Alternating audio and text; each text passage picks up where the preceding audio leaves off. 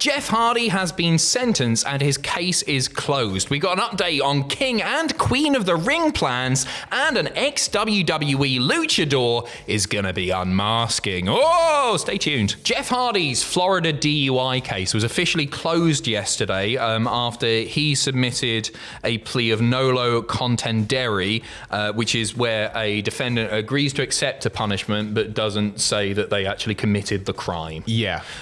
So it's now over for Jeff. He has been sentenced to the following: a 38-day county jail sentence, but because of time served, 38 days of credit there, so he's not spending any more time behind bars. 2 years of probation, $4,500 in fines and court fees, a 10-year suspension on his license, 2 years with an interlock device, and a 90-day vehicle impoundment, court-mandated DUI school or drug rehab program, and community service as well. So first of all, it's really good to see this all come to an end. It's been a long time coming, obviously.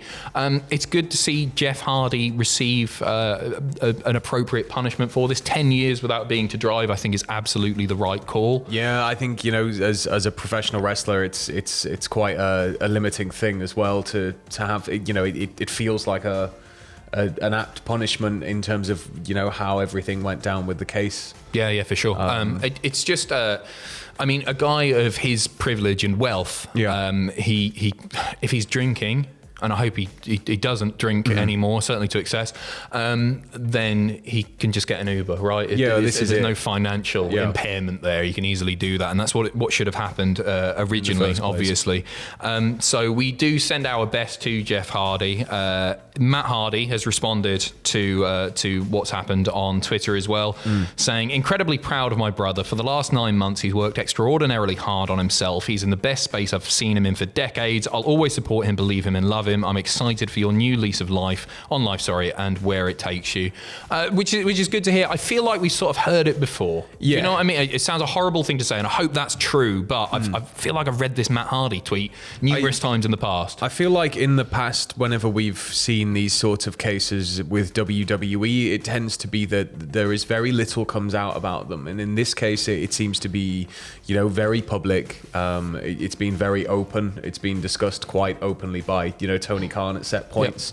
And I think it's been handled with the seriousness and severity it should be handled with. He could have ended up behind bars for 5 years because of this. So some may consider this a lenient punishment, but just factoring in a lot of other things, it could have been a lot longer had anything happened behind the wheel. So you know what? It's such a serious crime, and it's something that I don't think people treat with enough seriousness. In that he could have killed somebody. Like we've seen it with Sonny recently, right? You're driving impaired. He could have killed somebody. He deserves to be punished. He's received that punishment, and we all hope he gets well, because Jeff Hardy, a massive part of our childhood, and on from there, he still does amazing stuff. We were there the night that they returned to WWE. It's still biggest one of the I've ever heard. Things I've ever experienced. He was so cool. Love the Hardy Boys. Love the Hardy Boys. I wouldn't be sad if I never see him in a ring again, to be honest. I don't want to see him hurt himself anymore, just deteriorate his body further. I hope he goes away, stays sober, looks after his family. Do you know what I mean? And I know he's doing that by wrestling, but surely he's got enough money to not be stepping back in the ring. But he also has a mind for the industry in a way that he can give to the industry without having to be in the ring if he does choose to walk away. So he's somebody I can see training many people, and being a positive voice to have backstage in regards to production, things like that. 100%. We'll see what happens. Obviously, he's still contracted by AEW. It wouldn't surprise me if Tony does stick him back on telly when the time comes. He's a massive draw, especially to younger fans. Despite the fact that Jeff's not, I don't want to say he's getting on a bit, but like we grew up with him in the Attitude Era, but kids still bloody love him. Yeah, and you got to think like all of the dads our age are telling their kids like Jeff Hardy. I mean, come on, that's the Hardy Boys. So it's sort legendary.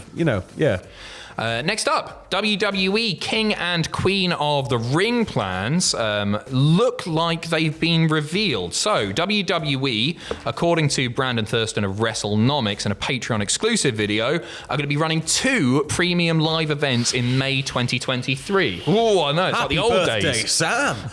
Is it your birthday? Of course it is. May, yeah. The big 3-0. All of May. The big 3-1. The big 3-0, yes. Oh, God. Yes, no, should know that's that. it. Yeah, definitely the big 3-0. Only been mates for 8 years.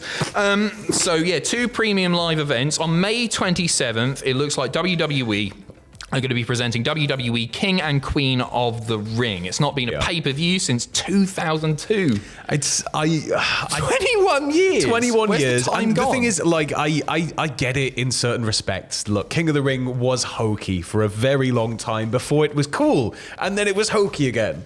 And but it's all in how it's handled, right? It's all in how you run with it once you become King or Queen of the Ring. That's the thing. I think it should be treated as an accolade rather than an excuse to wear a cape and crown. This is it. Yeah, you can still give somebody a scepter or something. You know, like the Corbin thing kind of dragged on for ages, but you could still give somebody, you know, the crown and scepter, and it doesn't have to be the big plasticky cape. And it doesn't have to be stuff. their gimmick, right? It doesn't have to be their gimmick, but I think that it should be treated as an accolade. You're winning a huge tournament. Yeah. Agreed. May 6th as well, WWE reportedly going to be presenting Backlash, not WrestleMania Backlash. That means the hooks are back. The hooks are back. No, it doesn't mean the hooks are back. It does.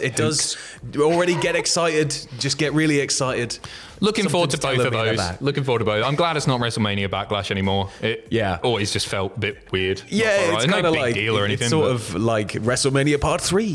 And it was like, we don't really need it. And a note on May 27th, by the way, it's Memorial Day weekend. In recent years, AEW, they do their stuff double or nothing on Memorial Day weekend. Apparently, that's still the plan this year. Oh, it's going to be a busy old weekend. We got a hell of a May. Yeah, that's great. That's good. There's a lot of stuff going on, and I'm buzzing about King and Queen of the Ring. I think Queen of the Ring especially has been a long time coming. I'm a big fan of the King of the Ring pay-per-view. Yeah. I don't mind it happening on Raw, but I'd rather have its own feel. Just not the plastic cape crown. Just you just said it's all right. It's just not plastic. Not that's his problem.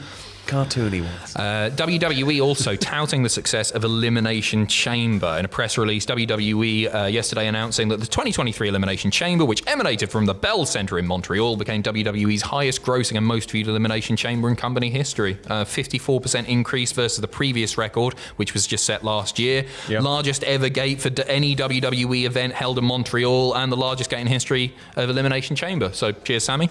Yeah. That's basically it. For a show that can be it's sort of, I've always felt Elimination Chamber can either be really exciting going into it or just sort of like a bit, oh, how's this going to go? Yeah, okay. I think it was a pretty solid show overall. Really enjoyed it.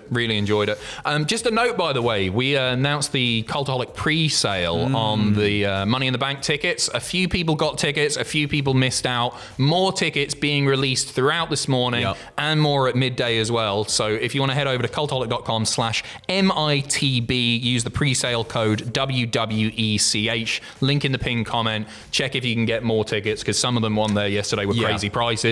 Cheaper ones are coming, so check the link.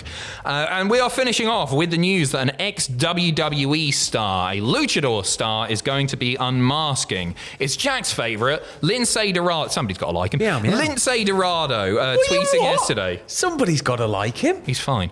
Lince Dorado tweeting, I've contemplated this for a while now, possibly don't pretend to be offended by that. What's your favourite Lince match? Thank you.